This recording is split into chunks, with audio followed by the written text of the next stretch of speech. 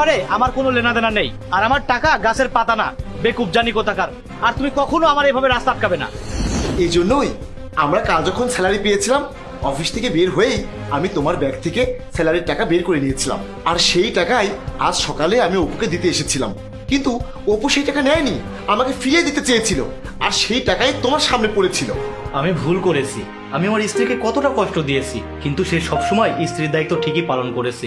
এত সমস্যায় থাকার পরও সে খারাপভাবে কারোর কাছ থেকে টাকা নেয়নি।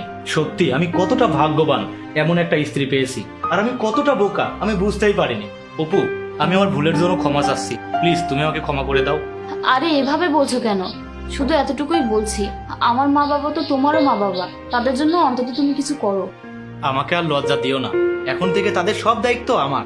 তাদের চিকিৎসা হবে, আর খুব ভালোভাবেই হবে। জাহিদ ভাই, সরি, আপনি কিছু মনে করবেন না। ইটস ওকে ভাই।